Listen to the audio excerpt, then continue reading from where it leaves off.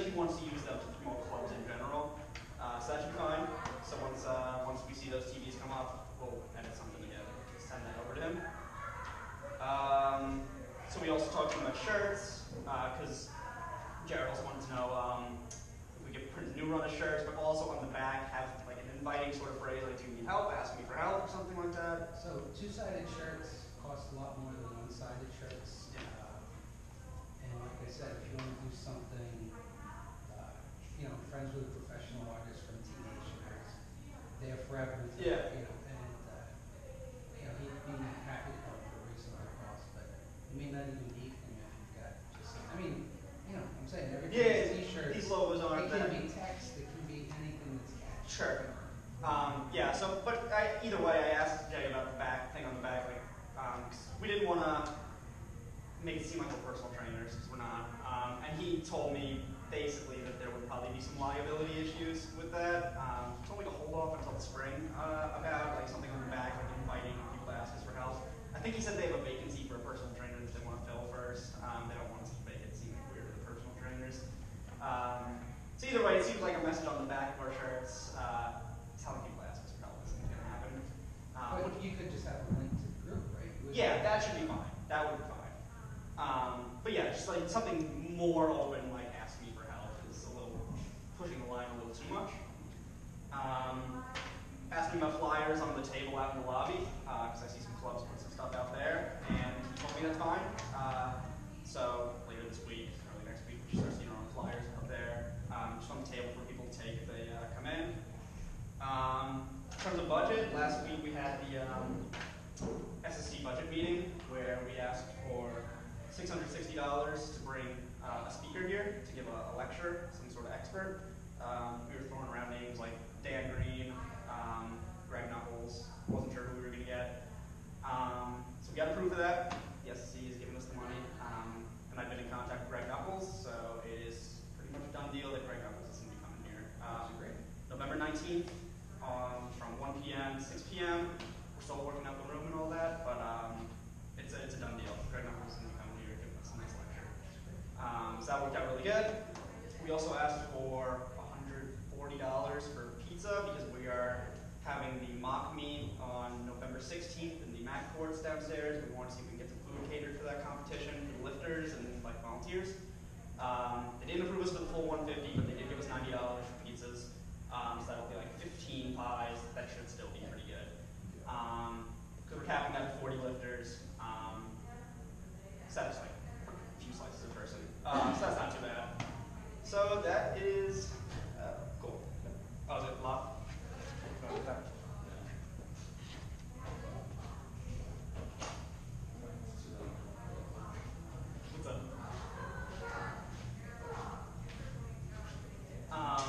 So yeah, so we got pretty much approved for most of what we wanted to get approved for budget-wise. So we'll start advertising the competition more soon. I gotta talk to the rec center. They were gonna put in a marketing request for that. Make sure. There's a thing like 124 or something. I guess this is the meeting at 12. We have a meeting at 12. I just looked in the other room. You saw that? So I was like confused. I was a little confused. That we Yes, get the other multi-purpose room like outside. It says Those Strength Club meetings at 12 and the question meetings at 1. I'll talk to Dan about that. That must have been the rec center's part. Scheduling. Sorry about that. So anyways, real quick, Jared. I was just saying that I talked to Jay about the TVs. He can't do it on these TVs, but they're getting new TVs. He said that a 15 to 30 second loop advertising our club is totally doable. So that's really good. would there be lifts in that? Like the lifts? Yeah, lifts, probably include even the Strength Club thing on it to advertise our club. He said he wants to use it. Like there's gonna be more TVs? Yeah, he's getting more TVs. So I can't do it now on these TVs. Once those new TVs get put in, that's something we can do. He pretty much said a thing on the back of the shirts inviting like help people ask us for help is towing the liability line a little too much, so that's probably a no. Yeah. But I just tell him we just got Greg Knuckles is going to come here on November 19th. We got our budget approved for that. We got our budget approved for pizza pretty much for the competition on November 16th. Get 15 pies for that. So yeah, that's pretty much the. So regarding the budget, is there a set budget for the club, or you just ask for stuff? So at the beginning of the semester, when you're an SSC club, you ask for up to $800, and you have to explain to them what you're using it for. You go before them, you explain it again. They have to approve approve it, you kind of grill you with some questions. So 800 is the limit for that, but once we are approved 2 semesters in a row with a budget, and we hold an event on campus each of those semesters where we use some of the money, we can then apply for a line budget the next semester, and like the sky's the limit with that. We could ask for like thousands of dollars. And then all the Georgia. well, yeah, I mean, it's not that crazy. We could ask for money to fund our lifters for meets. Yeah. That's like a major thing along with send actual lifters from Stony to competitions, nationals. Yeah. Anywhere. We would love to be able to like fund our lifters to go to meets. Because meets are expensive, it costs a lot of money and there's a lot of equipment involved. If we could use budget for that, that would be awesome. Also, we could use that budget for food for GBMs, drills. So yeah, I think that's like the orders of business for this. So I was thinking today we would talk about programming for strength training. Probably not take it full time, but just go over what goes into a good program really quickly. How you can walk out of this programming for yourself. Because I know like a lot of people, I'm sure a lot of you guys, in the past have used like 531, like programs you find online. But I really do think that once you have a basic understanding of how to write your own program, it's way better. You can definitely tailor things to yourself better. It's easy to get caught up in the details, but I think if you just know some fundamentals, it's not too bad. So today we'll be talking about 7 things that go into a good program. I don't know if you guys have watched the Juggernaut videos. This is very similar to that. I've learned a lot from the book Scientific Principles of Strength Training. Mike Israetel came last semester, so this is going to be a knockoff version of Mike Israetel's talk. I can't claim this information as my own, but it's what I've learned from a lot of really smart guys. So we'll be talking about 1, specificity. Never had this much trouble spelling this word. 2, we'll be talking about overload. Thanks. 3, It's in the right order. overload, yeah. Fatigue management.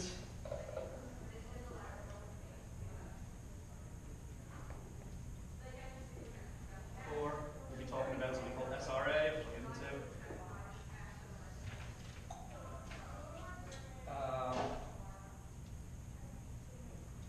5, we will be talking about variation. 6, we'll be talking about phase potentiation.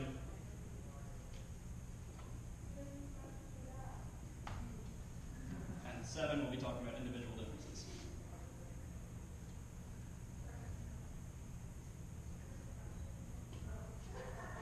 So, that's a lot of things, but most of them go pretty quick because most of them aren't too complicated. But these are like 7 things that are like super important for a good program, and they are ranked in order of priority. Okay? So specificity is the most important, with individual differences being the least important. That's not to say that these are not important, they're all important, but definitely more important towards the top. So if we were talking about this for powerlifting specifically or strength training, if our goals were to get stronger on the squat, bench, and deadlift, okay? Those are our goals. Specificity just means your training program needs to include the things that you're trying to get better at, okay? Really simply, if your strength training program, if the goal is to get better at squat, bench, and deadlift, and you're not squatting, benching, and deadlifting, it's probably a shitty program, right? If you're biking 3 days a week and your goal is to get better at squat, bench, and deadlift, something is terribly wrong. It's probably not going to go well for you.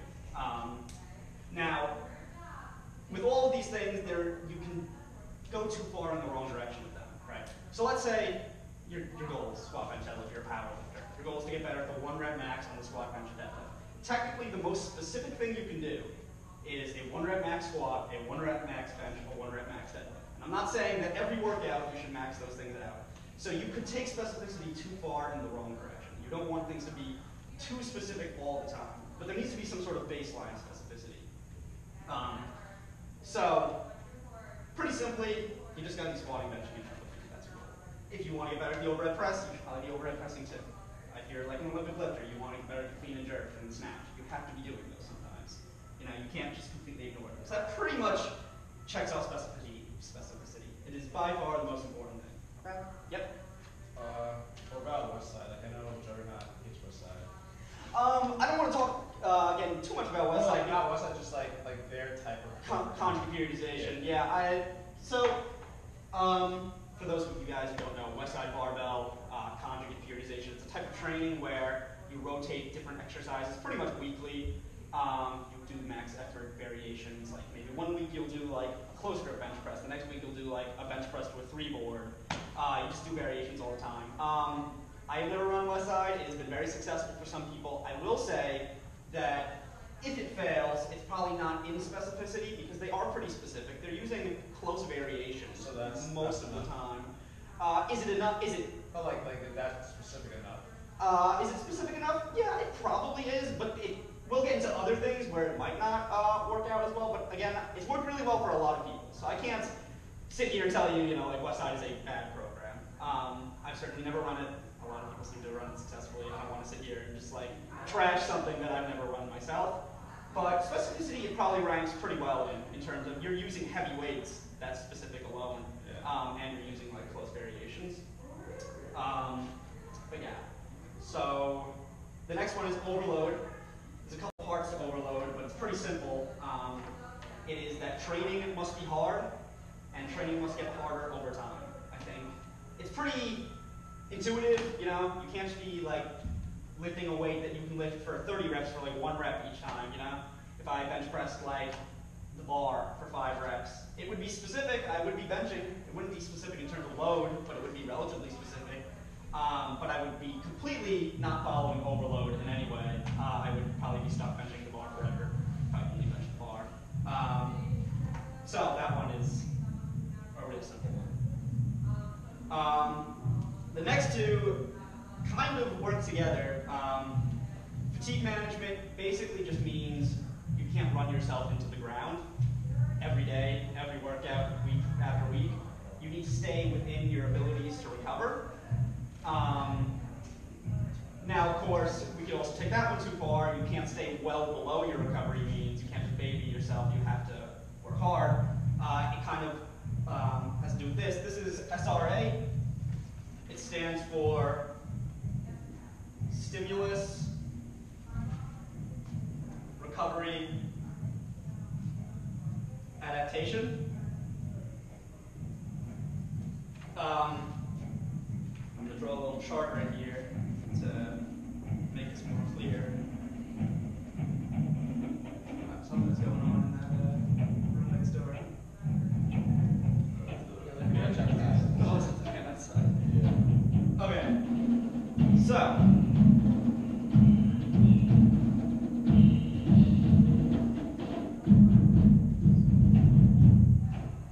This is a chart that kind of shows what happens with each workout if you do it effectively.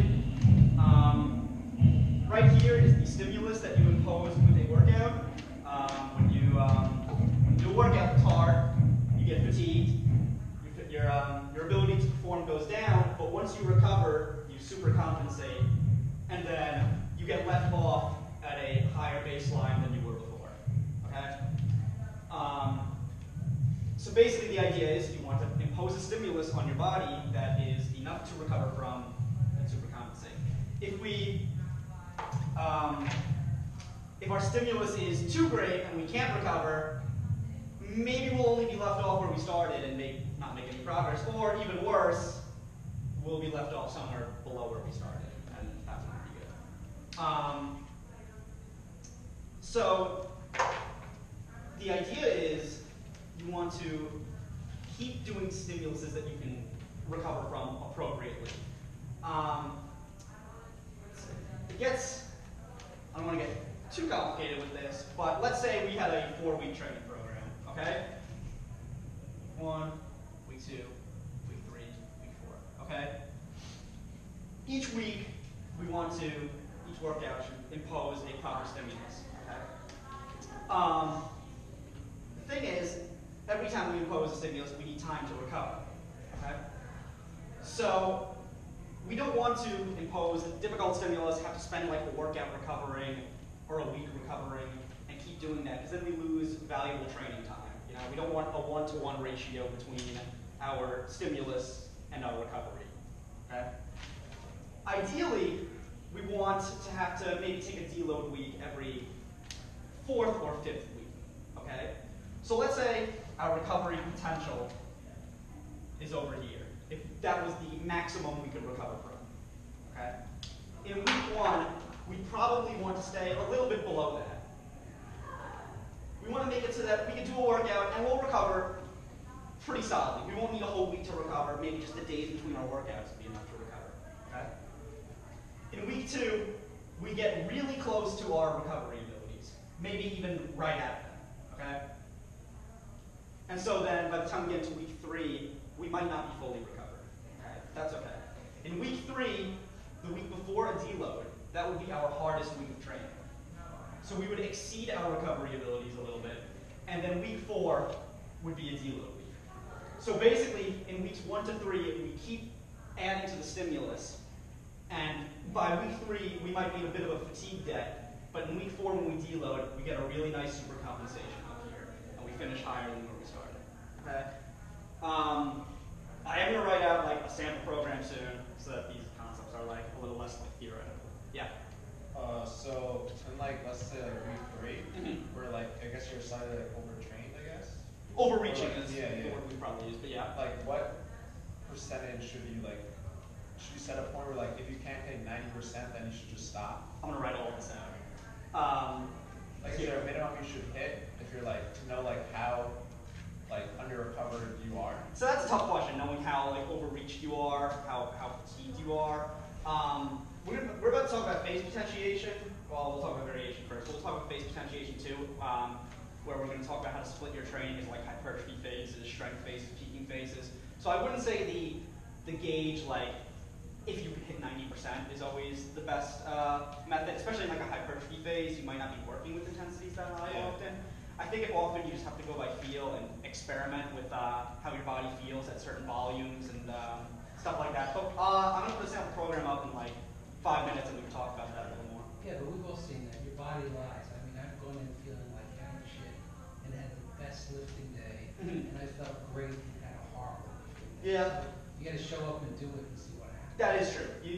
I totally agree. Sometimes your body feels totally run down and it goes well. So, you know, I think some sort of hybrid measure, like thinking about how you feel, also how your performance is in the gym. Performance is definitely a good measure of like how fatigued you are. If you're lifting like shit, way below your usual capabilities, you're probably pretty fatigued. But let me erase this. It's about a huge amount of work.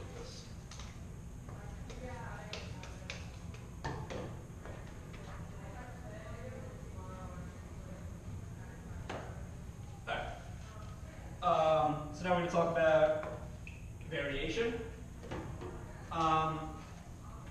Variation is it almost seems like antithetical to specificity, but the idea is if we want to get better at like the low bar squat, it might not always be best to train the low bar squat as our main priority. It might be best to spend some time focusing on a harder variation, for example, like a high bar squat or a pause squat. The idea behind this is that when you focus on putting most of your volume into the same thing over and over, the stimulus becomes stale, and then if you take time off of the movement and work with a different variation, when you come back to the movement, it'll be like a novel stimulus for your body. It almost sounds kind of like the whole like muscle confusion, like bro science sort of thing, but it's not quite that. I'm not suggesting do a different squat every workout. You could spend most of your volume with a variation and a little bit of your volume with like a low bar squat, and then as you get closer to competition, kind of just shift the volume towards the low bar squat. And again, I'm about to write up a program in a second so that these ideas aren't so confusing and theoretical. Okay, so phase potentiation. I know we're pretty far down the list in terms of like what matters to a program. If you have a program that follows like these 5 things, even these 4 or 3 things, it's probably a pretty good program. You know, if you're not running yourself into the ground, if you're working hard, if you have some level of variation and still have some specificity, you'll probably make gains pretty well. It's just these two are like the cherry on top. To really try to have a program that is like well backed. So basically phase potentiation means we should have a phasic approach to our training. We should focus on certain qualities at certain times. So if you were trying to get stronger, there is a limit to how strong your body can be with its given muscular size. Think of it like a car. If you wanted to make a car go faster, you could probably really soup up that engine, but eventually you just need a bigger car to fit a bigger engine in it. I don't know a lot about cars, I don't know how good that analogy is. Works. Okay, if it works, it works. The idea is eventually you're going to need to put on more size if you want to get stronger. So the idea is you would spend some of your time working on hypertrophy, specifically focusing on building muscular size. Then you would move on to a strength phase where you take that new size and try to train it to lift heavier weights. And then when you get close to a competition, you would do something called peaking, which is where you set up your body to lift maximum weights. Okay? So really quickly, or maybe not really quickly, I'm just going to write out a program that follows these principles so far so we can like look at what this looks like. So I'm going to write a bench program. It's going to be very vague. It's not going to be like a full program. No one should leave here and like run this bench program and then come back to me and tell me it didn't work. But it'll be like an outline. It'll give you an idea of like what we're talking about here. So if we were in a hypertrophy phase of training and we wanted to make a 4-week hypertrophy block, that with the goal of making our bench press stronger, okay? In week 1, for the first 4 weeks of hypertrophy, that's when our variation would be highest, okay? Because as we get closer to competition, we want to be really good at the competition bench press. It would make no sense to focus really hard on the competition bench press far out from competition, and then as you got closer, put more variation into it and probably get worse at it. Generally, your variation wants to tend from a lot of variation far out from competition to less variation as you get over here. So, now that we're in the hypertrophy phase, we have the most variation. So perhaps we'll be focusing on an incline bench press instead of our competition bench press. So, if that were the case, in week 1, day 1, I'm just going to write IV for incline bench. We could have an incline bench.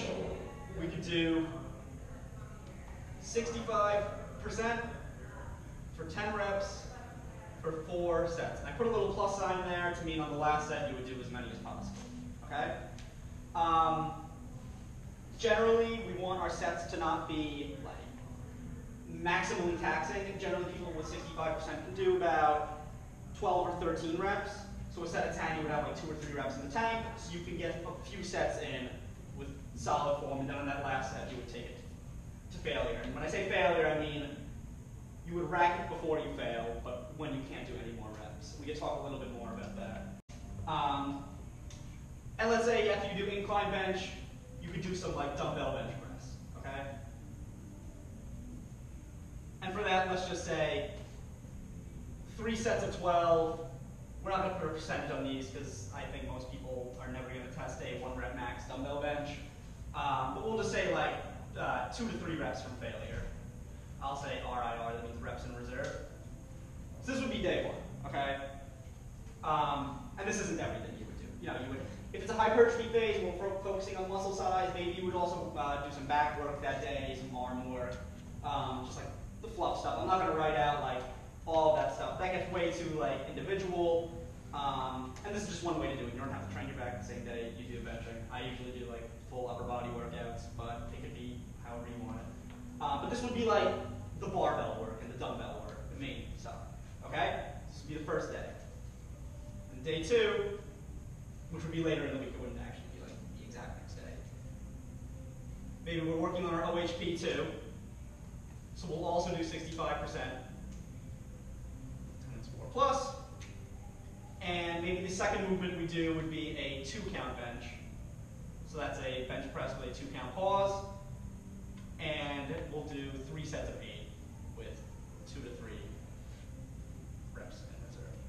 So this would be like a day one thing, okay? A week one thing, rather. This might be, for you, too much volume to start with, too little volume to start with. This is the sort of thing that you would have to tailor to yourself. I think for most people, this is probably like relatively manageable for a week one sort of deal in terms of volume. And of course, like I said before, our week one, we generally want to have the lowest volume, or lowest stimulus, because it grows as we go. You want to have to write all this out, but let's say, so for week two, okay, it would go from 65% to maybe 70% x8, x4 plus, okay? And maybe the dumbbell bench, maybe instead of 3 sets of 12 this time, we'll lower them to sets of 10, but we'll do 4 sets this time, okay? So this is probably more difficult to recover from than what we did before. If you're tracking volume and tonnage, meaning like pounds times reps times sets, this might be a little lower tonnage overall, but because we're doing same amount of sets here, more sets here, and they're both close to failure, this would probably be a harder workout to recover from than what we did last week. Similarly, in day two, we might do 7% x8, x4, and like a 4x6 here, okay? So this is like a harder week to recover from. We're putting a bigger stimulus. And then in week 3,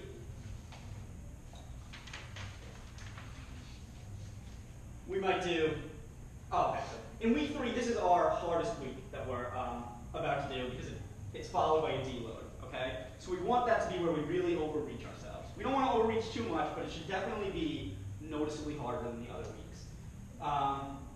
So in week 3, maybe we'll do 75% x6, x4 plus, meaning 3 sets of 6, and the last one we'll do as many as we can. And maybe after that, we'll do 60% for as many as we can.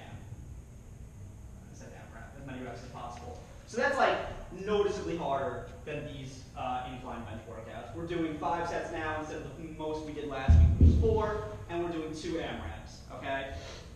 Noticeably harder than the other ones. And then on the dumbbell bench press, maybe we'll do 5 sets of 8 instead of 4 sets of 10. Again, noticeably harder. You would probably be noticeably more sore after this workout than any workout in the past because you've increased the volume a noticeable amount. Similarly, we might do 75% 6 plus, and then 60% plus, and maybe 5 sets of 4 here. So this will be like the 3 difficult training weeks of a hypertrophy block, okay? Real quick, just to go over one thing. Generally with hypertrophy phases, we stay around 65 to like 75%.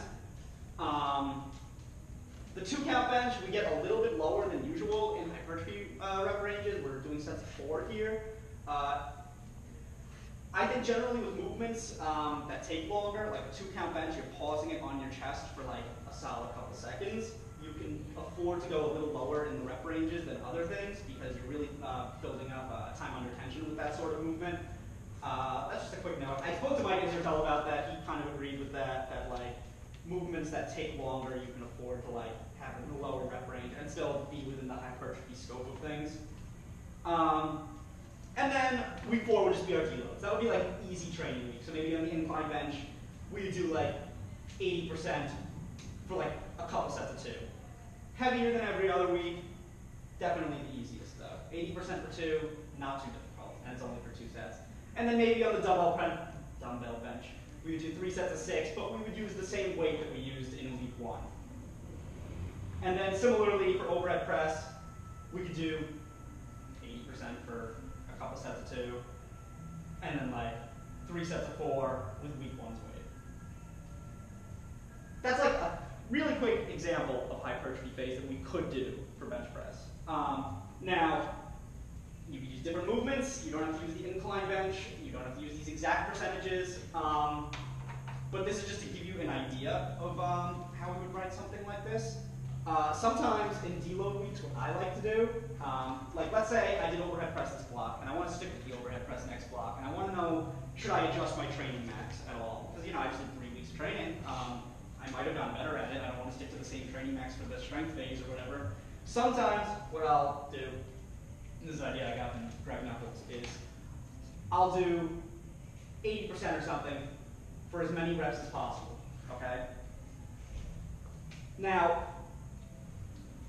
it's a little intense for a deload week, but if it's the only hard set you're really doing, it probably isn't taking away too much from the fact that it's a deload. So like, if I did 80% for an AMRAP and I got 10 reps or something on this week, you can plug that into a rep max calculator. But generally, 10 reps is around 75%. So I know I got stronger, and I can increase my overhead press max a little bit for the next cycle. Yeah, that's what I would do there. Any thoughts or questions about this? Yes. So in the deload, I've never thought to stay heavy and go low rep. I've always gone lower weight, high rep. So generally, this is what Mike Israel told us, that when you do a deload for a hypertrophy phase, you want to try to keep the intensity a little higher and the volume a little lower, since you've been really hammering the low intensity, high volume stuff for a few weeks. And then in a strength phase, for a deload, maybe you would do something like 50% for like 6 or 7 reps or something like that. Yeah. Does hypertrophy translate to like the lower reps? Like, why don't we just do like DUP instead or something? Okay, cool. So, for those of you guys who don't know, DUP means daily undulating periodization. A lot of people take this to mean like, if we were doing a 3-day DUP thing, maybe day 1 would be 5 sets of 5, okay? And day 2 would be higher reps, we would do like 3 sets of 8. And day 3 we would do maybe like 2 sets of 3, okay, on a movement. That's like a really quick example of like DUP. Yeah. All daily undulating periodization means is that we do different rep ranges, different days of the week. Technically, what I just laid out here is daily undulating periodization, okay? It's also phasic periodization, but daily undulating periodization by itself is not a mode of training.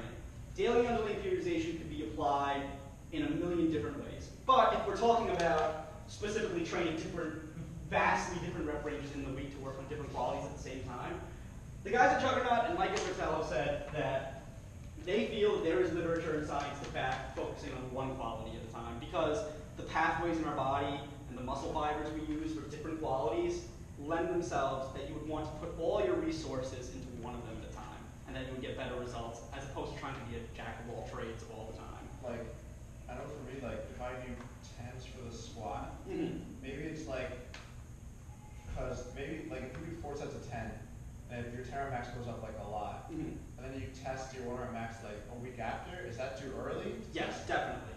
So like you're not used to it, just do Definitely. like lower. Right. The whole point of the hypertrophy phase is to be followed up by a strength phase and a peak, so that we get used to those heavy weights. We don't want to be working on 10s for 4 weeks and then try a 1 rep max, because we're so not used to anything heavy on our backs. We need to take that new muscle that we built and train it first to get better with heavy weights. So I'll write up a little strength block to show you what that might look like. So that we can see how we could like slowly ease ourselves into the heavier weights. Because that's a good point. I mean, like, you know, if you're training 10s, 8s, even 6s, like for weeks, it would suck to put a 1 rep max squat on your back. It would feel terrible. You wouldn't be used to that sort of thing, and you probably wouldn't do very well.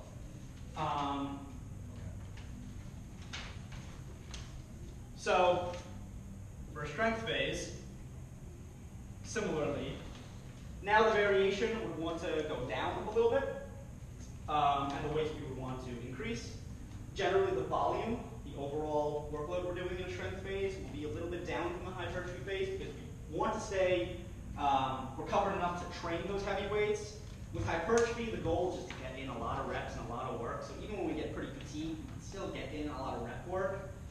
With strength, though, we're starting to really train the quality of lifting heavy weights well. So we don't want to bury ourselves in a fatigue dip. But okay. So let's say now that we're in the strength phase, we're not going to be focusing on the incline bench anymore. We'll start doing the competition bench press again. All right, it's comp bench. So maybe on that first day, we'll do 70% x8, x4 plus. Still like pretty high reps, but it's the highest it'll be for the entire block, and it's just following a hypertrophy phase. So we don't want to like, we need somewhere to increase from without getting into like 95% in a strength phase. So maybe that's what we would do. And then maybe after that we would do some close grip bench press.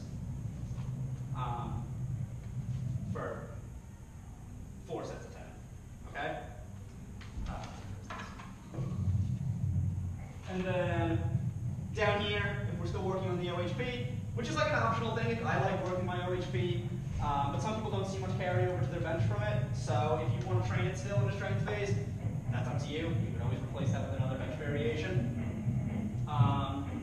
Similarly, maybe 70%. 8 plus. And maybe now we'll start doing the 3 count bench down here. You can stick with the 2 count bench, or you could employ a little more variation from block to block. It really doesn't matter that much. 4 and 7. Okay. So in week 2, maybe the weight would increase to 75% for 6 sets of 4.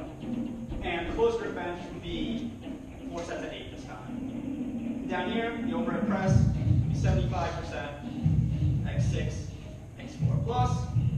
And then down here, maybe 4 sets of 5. Okay? And then in week 3 again is supposed to be our hardest week of training because it's followed by a deload. That's true of pretty much every one of these blocks. We always want to supercompensate in the deload, so we have to have something to supercompensate from. So in week 3, maybe we'll do 80% for this time. Instead of 4 sets, we'll do 5 sets. So we'll do 5 sets of 4, with the last one being as many as possible. And down here, we would do maybe 5 sets of 6 on the close grip bench press. Similarly, for overhead press, like 80%, 5 plus, and maybe 5 sets of 3 on the 3 count bench. So this, and then in the deload week, this is what I would do in the deload week, generally. Since we're going to be sticking with the competition bench press in the last block of training, and we probably got a little stronger from this, maybe I would test an AMRAP with 85%.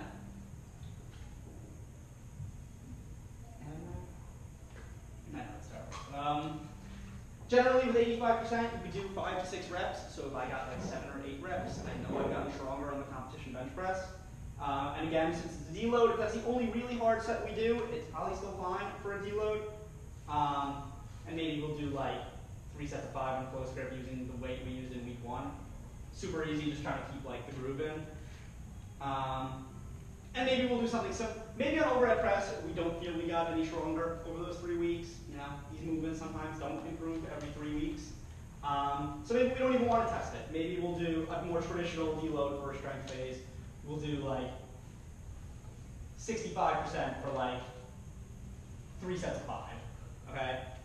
So like I said before, generally in the hypertrophy phase on the deloads, we keep the intensity a little higher. Since we had just been hammering so many reps. Now that we've been working a little lower reps, we keep the intensity a little lower on the deload, just do a little more volume. Again, this shouldn't be an issue to recover from. This should be plenty to just go into your next phase of training. Any thoughts on this? How do you program speed? Speed training? Generally, it kind of just depends on what you're interested in. If you're an Olympic lifter, that's definitely not like my wheelhouse. I don't Olympic lift. In the context of powerlifting, there's very different ideas on this.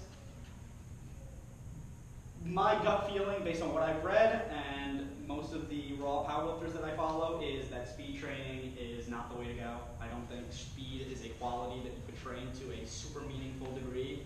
I think it's more. I think if you are trying to recover from a hard workout and you want to keep the groove in, it might not be a bad idea to do a speed workout. But I wouldn't.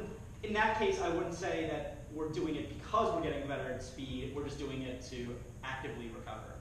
Like instead of doing 70% 3 by 10, like can you just do 70% 10 by 3? Okay, that's an interesting idea, and maybe you could, but I think there are some benefits to doing sets of 10.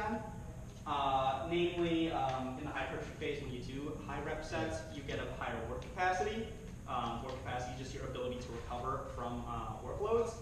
I think if you were doing 10 sets of 3 instead, you wouldn't get those work capacity benefits as well. And I think those work capacity benefits are great because they allow you to do more volume and recover from it. That's just my feeling on it. I think there are some really great lifters who do employ speed work pretty often, and they see some great results from it. But based on what I've read and what I've seen most like raw lifters do, raw power lifters who compete not with knee wraps or suits or anything, I think that is generally the way to go, to not necessarily focus on speed as much. But again, if you are really beat down from a workout and you need to recover, I don't think it's a bad idea to do like low rep sets that are easy and try to move them fast. I think whenever you lift, you should be trying to move the weight as fast as you can. I think there's a lot of research that shows moving weights as fast as you can recruits more muscle fibers than if you were just lift the weight slower. So you should always be trying to move it fast. I don't necessarily know that actually having like workouts dedicated with the purpose of increasing speed is good for or necessary for a raw powerlifter. But I think especially for other sports like Olympic weightlifting, where speed is what you need, it probably is more important to train. I hope that answered your question. Yeah. That's just my feeling. I guess and for like weightlifting, like you can only you can't clean or snatch more than you squat. Sure. So like if you're like not that good of a weightlifter, like should you just focus more? Like how specific should you be for something like that? For weightlifting, I don't want to get too much into the weightlifting side of things. It's not my expertise. I really don't know how I would program for weightlifting. I don't want to give you. Yeah, but if you ever saw like Christopher Canaris's training, he would do weak point training. Like he got a crazy snatch deadlift, heavy snatch deadlift because he thought that was a weakness in the snatch. Yeah. I don't really get the pin squats either. Pin squat shot. Okay.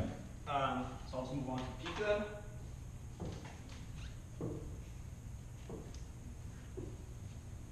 Okay. So the goal with the peak now is to take the strength that we have, that we built based on the muscle we built in the hypertrophy phase, and now train our bodies to lift 1 rep max weights. Because at the end of this peak, the goal is to compete in a competition or maybe test our maxes, and we want to see the result of the hard work we just put in for like the last 12 weeks. So in a peak, the volume is lower than it's been all cycle. We're lifting heavy weights, the lowest reps we've lifted all cycle. The whole idea is we are just trying to get really good at lifting those heavy weights. So what that might look like, and of course variation at this point is definitely at its lowest. It's definitely not the time to start focusing on our like incline bench or anything. We really want to just hammer our competition bench. We have some variation, but definitely at its lowest. So let's say we're doing the competition bench press, because that's our main lift, of course. Maybe we'll do 85% for a single, followed by 75% for 4 sets of 6. Okay. Still a little high, but it's going to get lower in the next couple weeks. And notice that I don't have the plus sign here because I think the time to do AMRAP sets where you really push yourself to failure has passed. You don't want to start ingraining like poor motor patterns. You don't want to like have sloppy form as you get to the end of these sets. You want to just keep things crisp and train those heavy weights. And we started with a heavy-ish single just to get used to lifting a heavy weight. And then maybe after that on this day we'll do some slingshot bench press. For those of you who may not know, the slingshot it's almost like a rubber band. It's a tool you wear around your arms so that when you lower the bar to you, when you bench press, it stretches out. So at the bottom of the bench press, it's more stretched than it will be at any other point in the movement. So it helps you lift the weight off your chest, and then as you go up, it's less stretched, so it doesn't help as much. The idea behind the slingshot is you get to train with heavier weights than you normally do. So you get really good at handling those heavy weights. So I think something like the slingshot has its place in a peak, because this is where we're starting to really get used to heavy weights. We want to start training those heavy weights more. I think in a hypertrophy and strength phase, it could be used if you want. Generally, some people like to train their lockout into their triceps since it doesn't help as much at the top. I think generally I save it for like very close to competition. So maybe on that we'll do 4 sets of 6. Okay. Again, not the lowest reps, but it'll go down in the next couple weeks.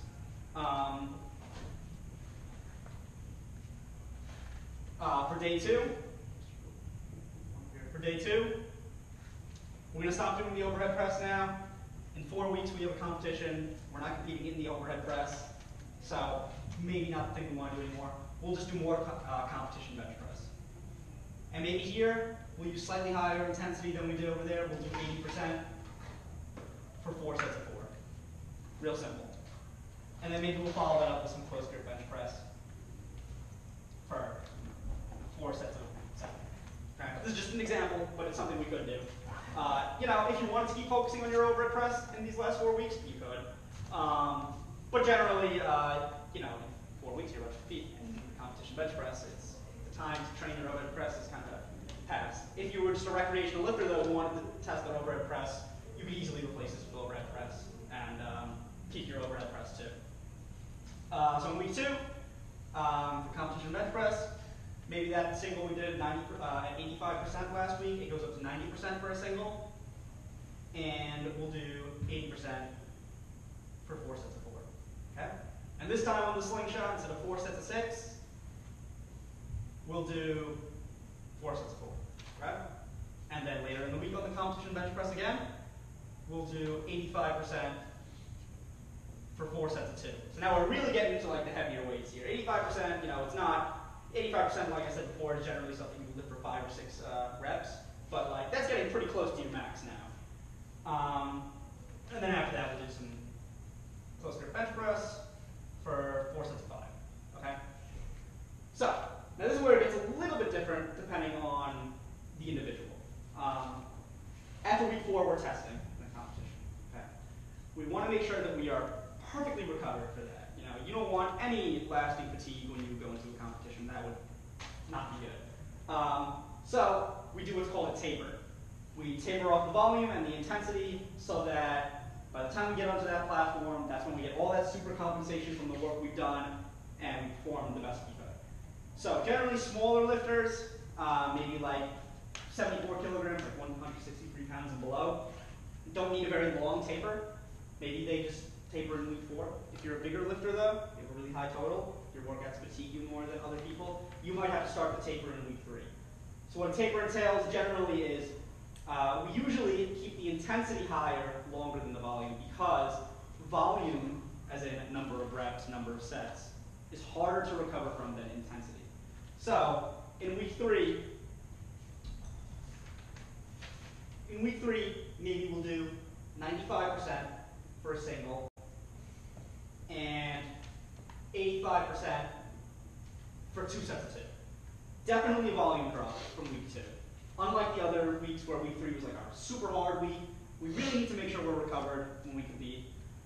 So this is what we would do maybe. If you're a lighter lifter, you might not need this volume drop already. You might be able to do 4 sets of 80% and be fine to taper in week 4. That's again something you'll have to like learn for yourself. But maybe we would do something like that. And maybe we'll keep doing the slingshot bench press. Maybe we'll do 3 sets of 2 this time. So now, if we're doing 3 sets of 2 on the slingshot bench press, that's probably over your max on the bench. Because the slingshot generally, for most people, adds maybe like 10% to their bench. So if you're like a 225 pound bench or something, then your max on the slingshot is like 250.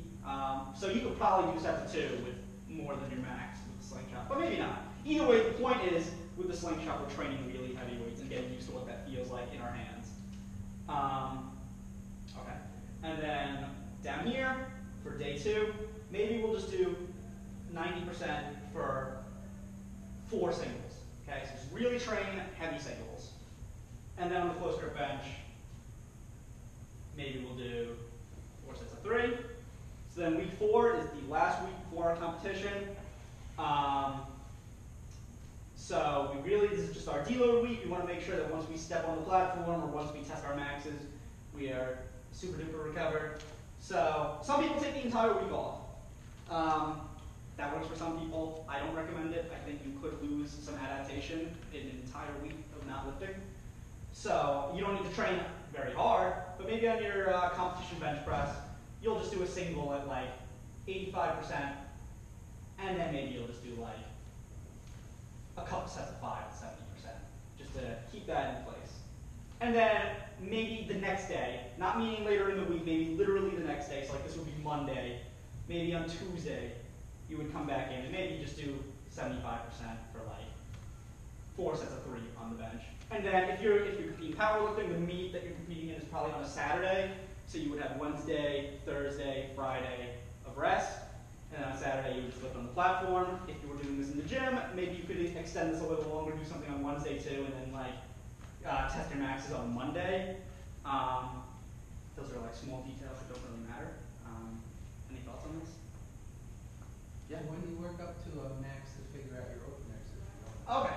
So this is a couple ways you can do it. For those of you who don't know, in powerlifting, we get 3 attempts on the lifts. An opener is the first lift we test, and we usually want it to be like pretty damn easy because we want to get on the board. How I usually do it is in week 3, if I want to test an opener, let's say we're testing a bench opener, maybe on the last workout of week 3, I will do a single on bench at, let's call this RPE 8. For those of you who don't know,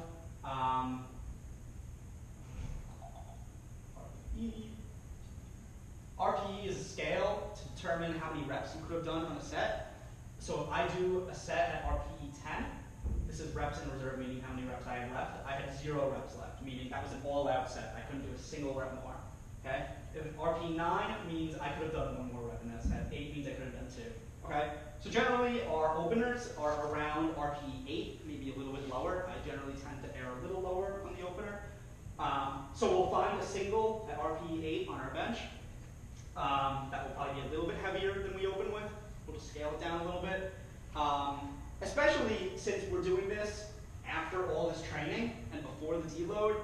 If it moves fast on week 3, when we deload and super compensate on the platform, it should fly. That's what I would usually do for an opener. You don't have to though. You could just try to extrapolate it from your training. You know, if 85% was flying earlier in the week, maybe you just go a little heavier than that. But that's how I would generally do it. Anything else? Cool. So that's basically a 12-week training cycle that we just wrote up, for bench at least. You could do something similar for squat, for deadlift. Again, like I didn't write out like the back work you would do, like the arm work in the hypertrophy phase.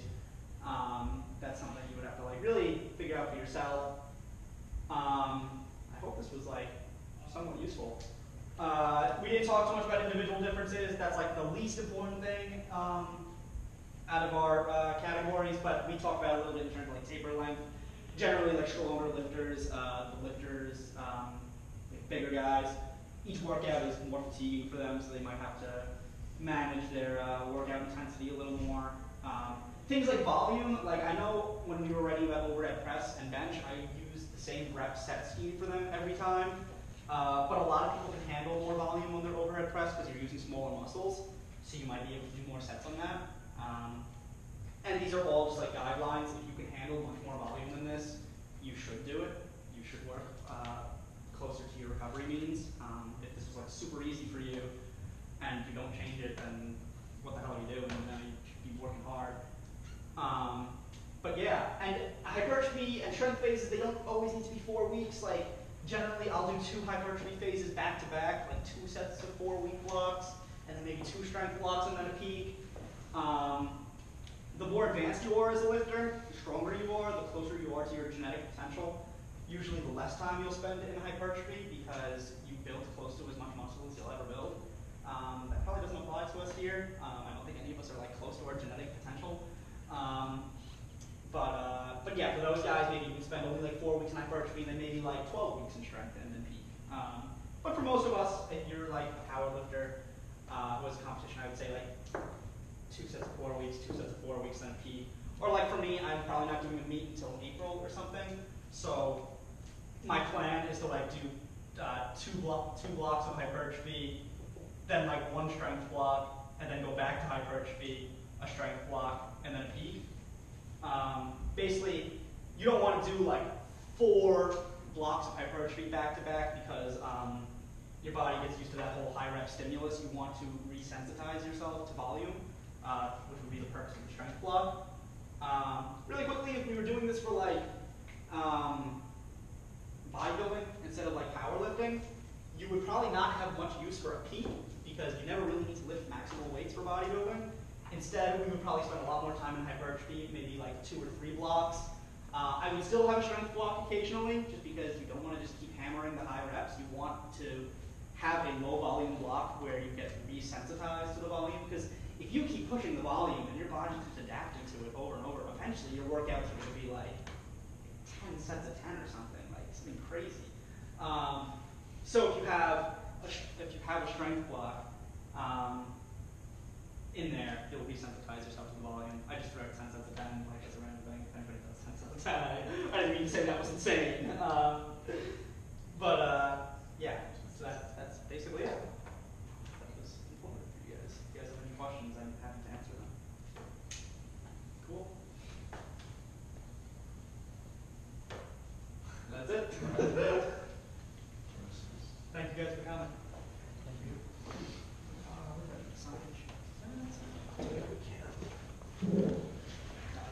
Did anybody?